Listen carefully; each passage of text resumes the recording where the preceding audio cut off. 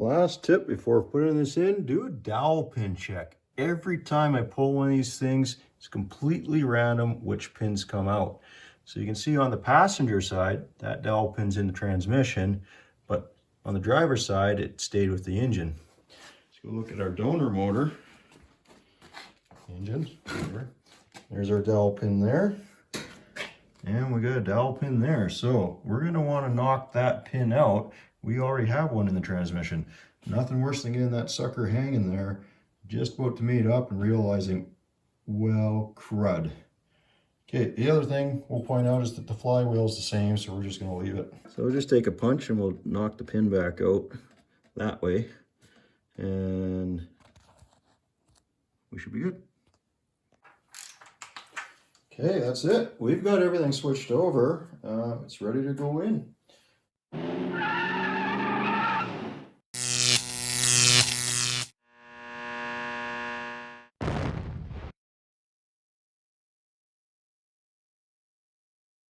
Good morning. Took a break last night. I was getting pretty tired. I didn't want to be trying to put an engine in by myself when I'm that tired. So got up early this morning, had it. So let's get started. Gonna get this engine off of the stand, try to get it in the Jeep.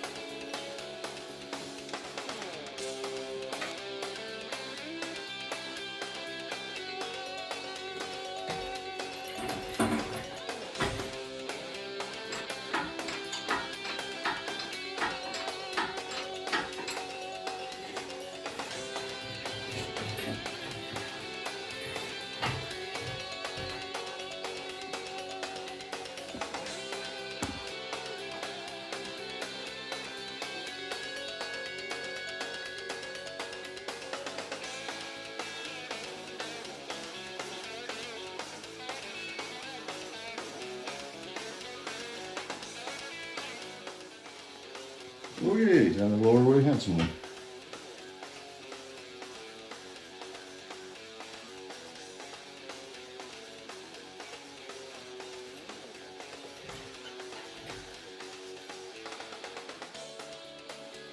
I need to start clearing some stuff out of the way, so.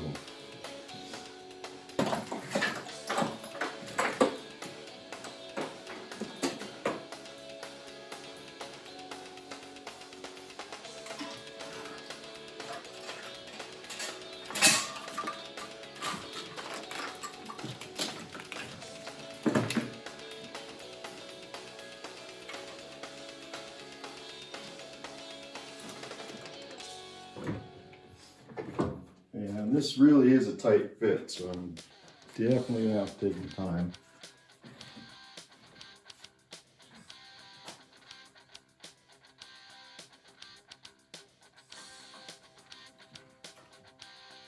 Oh, that oil filter might become a problem.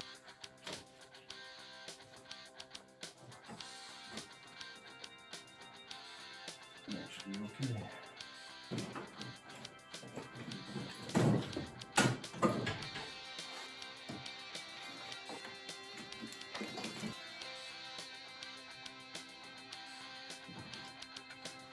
Ah, nice. We're coming out of cold dark 30 and starting to see some light up there. That's good.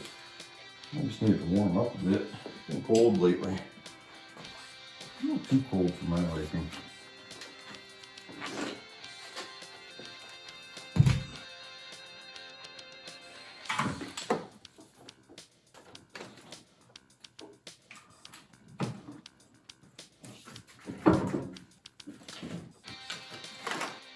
Looking pretty good. Now this really is a take your time process. You don't want to just ram it in there. It might go in, but you won't be happy with the results, I'm thinking.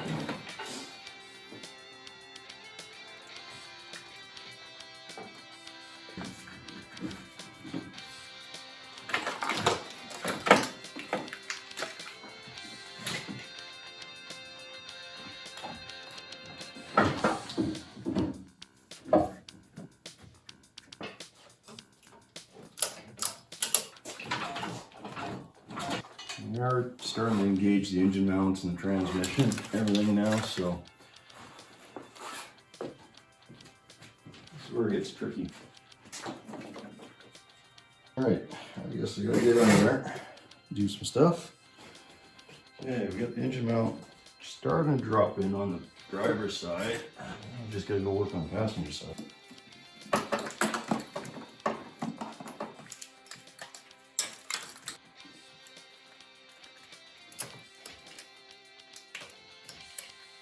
And that wiring harness is tight. Really like more nose up angle.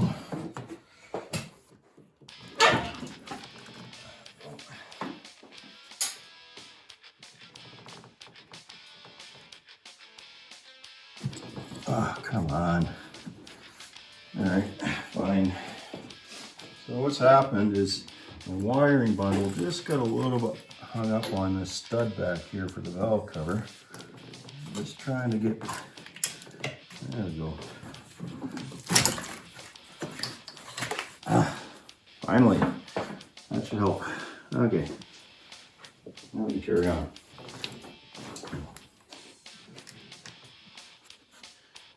Yeah, I'm gonna have to get underneath and bench press the motor, I guess. My limbo wing skills are improving though. Oh boy. Oh yeah. That is one way to stretch up the back. Hello, starter. What are you doing? It's supposed to be like that. Why don't you go there? Just grab it.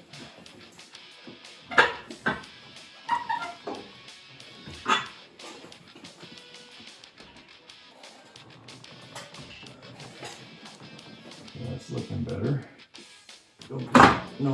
Don't do that. Don't do that. Rude. Don't do that.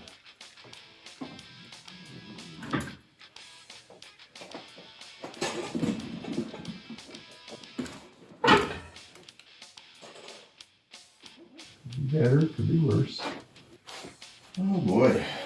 Well, at this point, we need to get the transmission lined up better. Well, we really have a solution to this.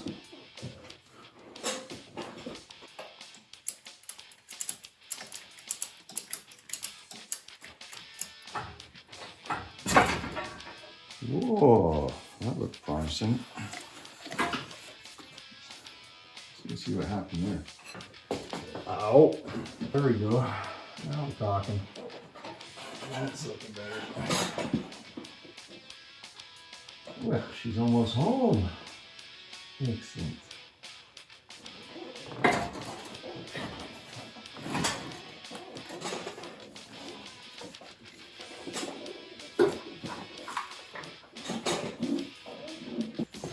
Oh, so close. Just trying to get you some light and everything else. You can see right there is the engine mount, and it slides into here. Now once this engine gets in and drops in, we're not going to have a lot of access here because, yeah, there's a lot of stuff. The differential and frame and everything else. So a couple things I want to do is I want to hook up the grounding wire to the block. You can see, kind of see it up there.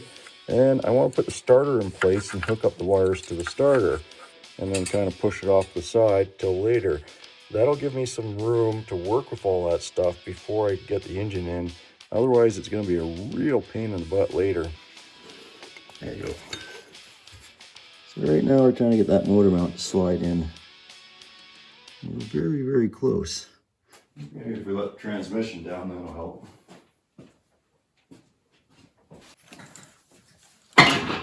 Whoop, there it is. Whoop, there it is. Yeah.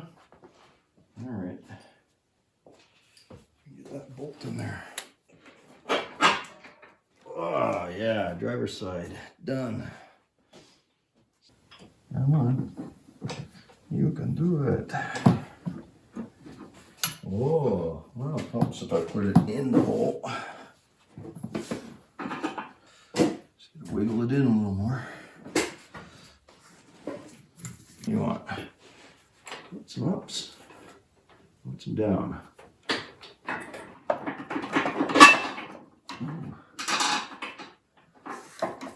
Very good. There we go down.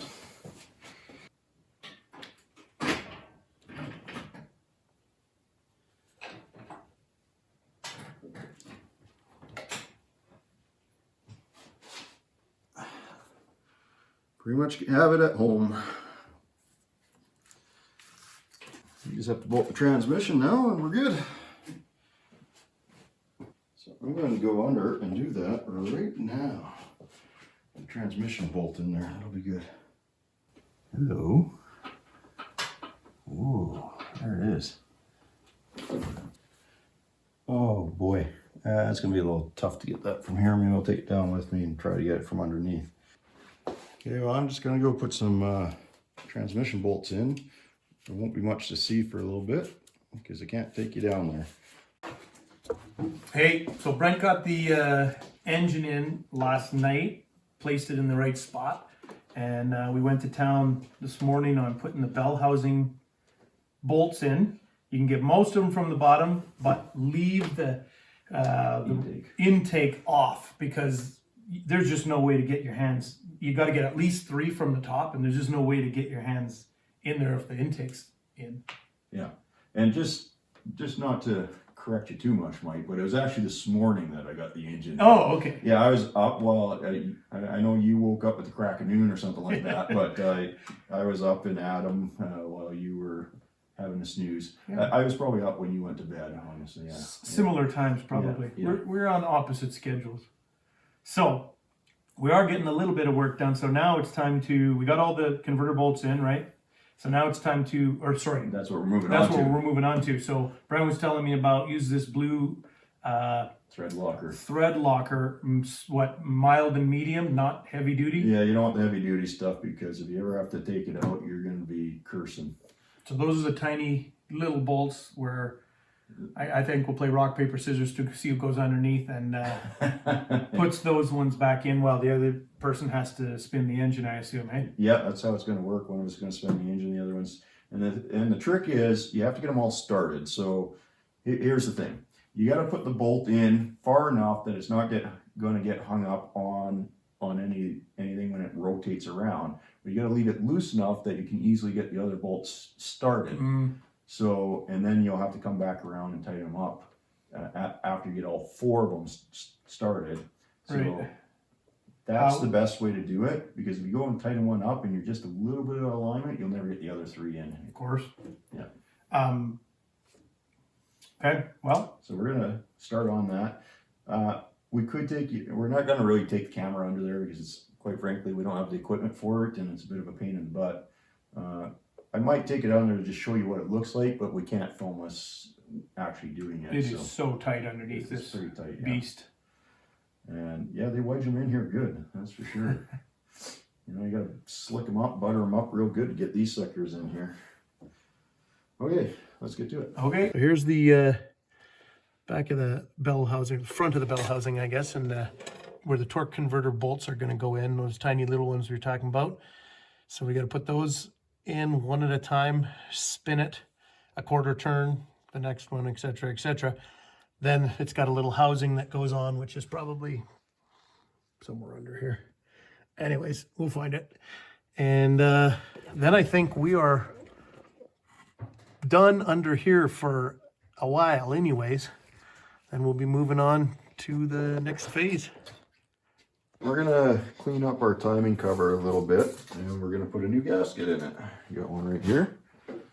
The old one just kind of peels right out of there. Pretty crusty. I'm glad we're changing this. Oh yeah, that's really dry and crusty. And then we're gonna want to just scrape off some of the remainder of this. Looks like someone had some silicone or something on here. This might have been off before. Son of a gun. Case is cracked. Huh. Interesting. But this had a coolant leak. That might have something to do with the overheating. Well, we're gonna have to fix that. Put some JB weld on it. We'll scuff that down, JB weld it for now, and then we'll get a case on order. Okay, well, we're still gonna go ahead and get this together. Patch this case up in this. Might as well do that now. Get the old Scotch-Brite here.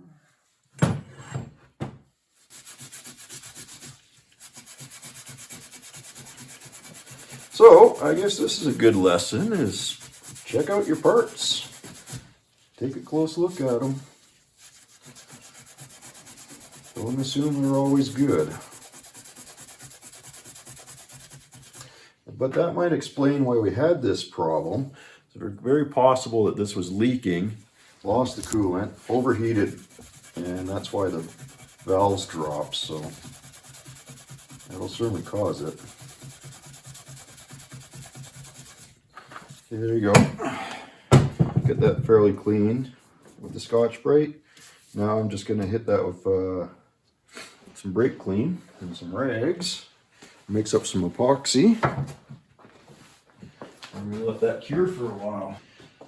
And ideally you do want to use a plastic mixing board if you got one, or metal or something like that. If you use cardboard, it can absorb some of the stuff and it may not mix properly.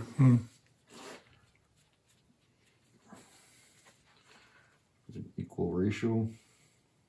Okay, now you can stir this, but you can also just kind of knead it together. So I'm going to stir it in a little bit.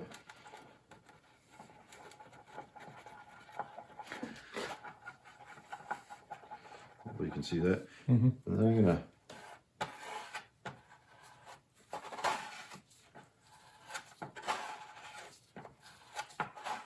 just fold it a couple times.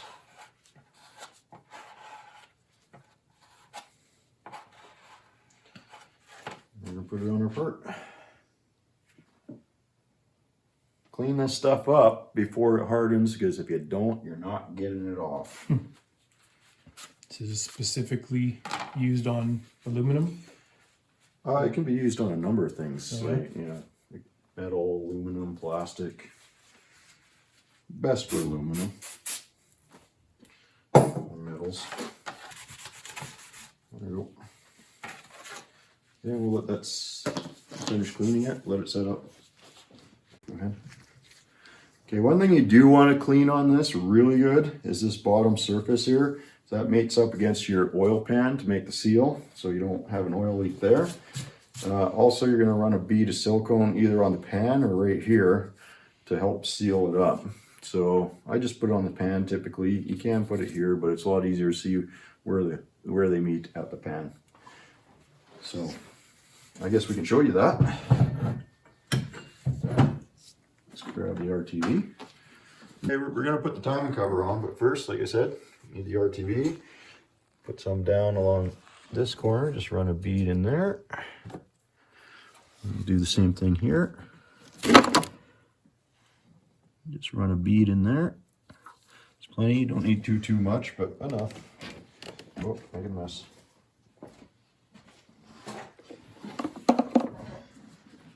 Something else I'll point out is make sure this bolt's not left in here if you were using it to hook up the torque converter or something like that, because you will not get this cover on over that bolt. Like to start by setting the bottom kind of in place, and we're just going to slide it back. There we go. That's it. We just got to bolt it in now. Easy as that. So we'll get putting the bolts in this, tighten it all down, And you're going to want to tighten it to the block first and then do the oil pan. Okay. Let's get to it, Mike. Okay. Hey guys, so I've been entrusted to start putting together the harmonic balancer, put it on, and I'm going to use the emphasis and clean this up a little bit. And I was told, make sure, well, I'll explain it when you get there, but anyways, a little polish with this, clean it up, maybe put a little bit of lithium grease on it. He said just enough so that it's, you know, you slide, you don't want to rip your seal as you're trying to put this in. So not much, too much, far too much. Okay. So then, this is the bolt that goes in the crank. This is the part that I was supposed to emphasize. Do not use this bolt to try to put on your harmonic balancer because you will strip it and rip the threads out. You need to get yourself a long bolt balancer tool. So, here's the theory. You put this thing on and you spin it in there a long ways, somewhere down, you know, here. Spin that for a while. That goes on there. This goes on here, and you use this big bolt to turn it and crank it into the onto the snout so that you don't wreck your little baby bolt, which is still not a baby bolt, but you do not want to be cranking on it with all that kind of force. So then here's the engine that we pulled. So this is gonna slide down over the snout, obviously. Then this is gonna go down and crank in till it's tight, and then you use this big nut to suck everything together. Correct? Correct, and you'll feel it bottom out. There's no doubt about it. And then you can put your bolt in. Because I guarantee you, if you use your crank bolt to install that, you're going to wreck your threads. Yeah. Enough grease? Oh, that's plenty. You don't have to put too much on there. We just want enough on there so we're not going to rip our seal when we put it in. Tight. And then this goes in and snugs up. And I assume we'll feel it when it, as you say, bottoms out. Well, you don't need to bottom it out, but you need to get a lot of threads in there just to make sure. When you're reefing on this thing, it's not. Yeah, you want a lot of meat to grab onto so that you're not going to pull threads out, right? So the more the merrier type thing. Understood. And if you bottom it out, hey, great. You know what's at the bottom is even more to pull on. Okay, so we got tight and tight.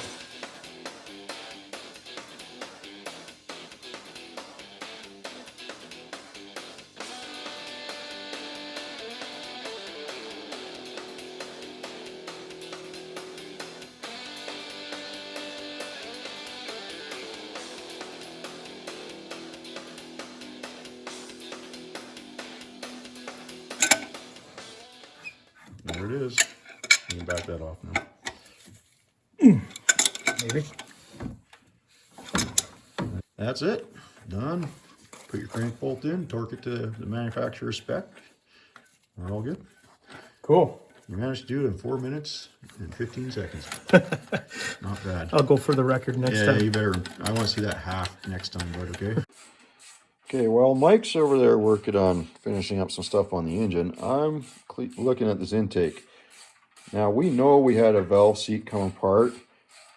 Look at that. Little specks in there. So, you need to go through this thing. You got to shake it, blow it out, clean the living heck out of it.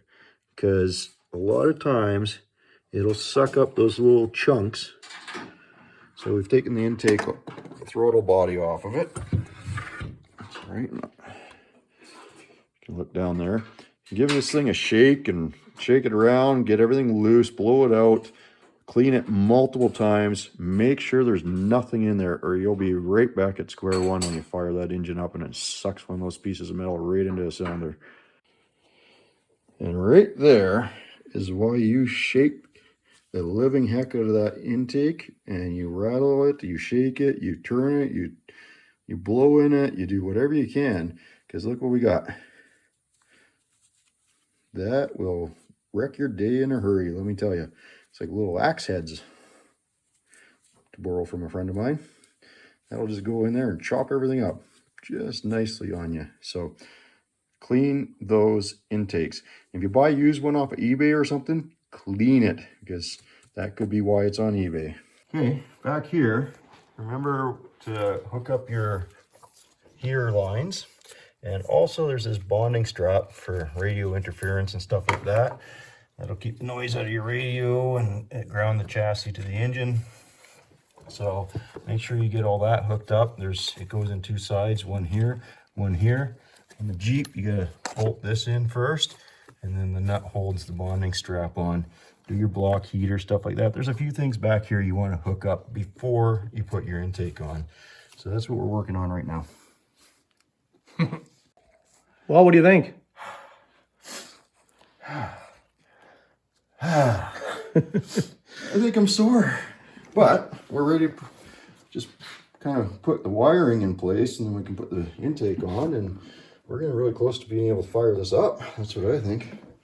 So we're just going to keep plugging at it. Remember, when you put your intake on, you got a couple connections at the back. The vacuum hose that has to go on here. And then you get your map sensor that you're going to have to hook up. So there's your vacuum hose, map sensor. Remember to hook those up. Easy to forget. And then we'll just keep plugging away. Cool.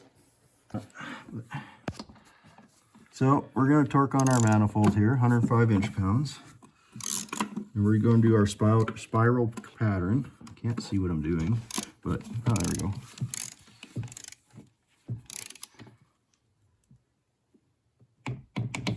Okay, one.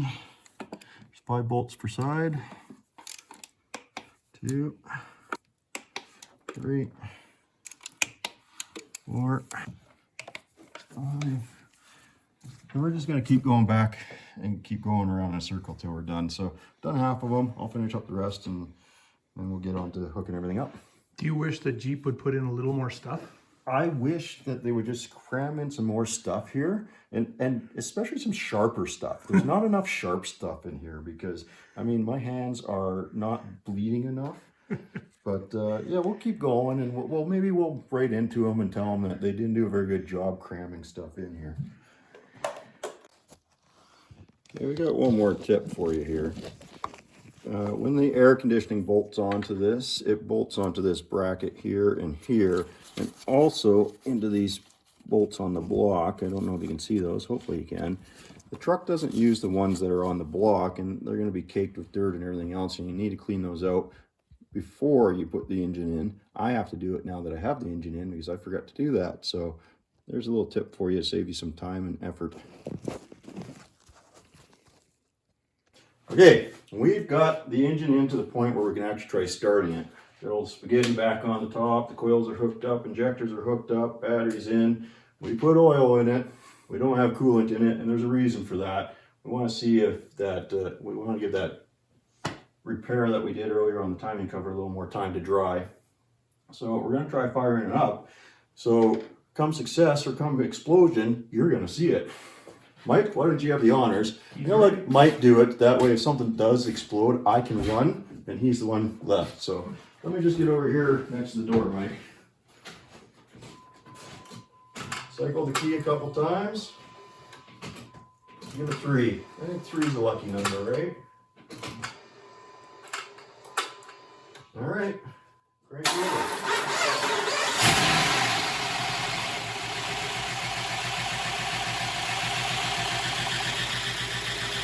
There's our $250 junkyard motor. Okay. Sounds pretty good. Actually, idling almost instantly. Yeah. Just give it a little rap of the gas and shut it down. Okay.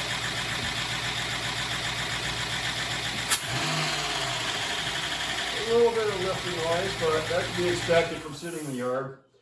Nice. Okay. Well, once we get it all back together, get the coolant in there, we'll find out how to take it for a spin, see how it runs. But there we go, running.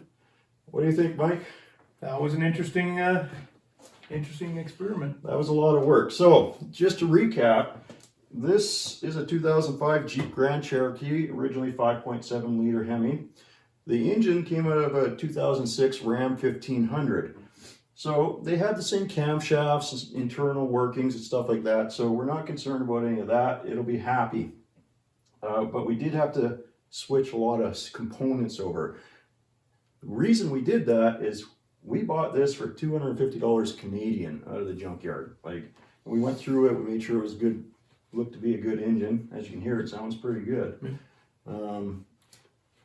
Now to go find a drop-in motor, that's, you're probably looking at $1,500, $2,500, like, and it's gonna, it's a little nicer to just drop it in with everything on it, but hey, we did pretty good. Yeah, so far so good. This project is the Cheap Grand Cherokee, is what we're calling it, and we're gonna finish it up, and we got a couple more repairs to do to it yet, but we'll let you know how it goes. Stick with us. Cool.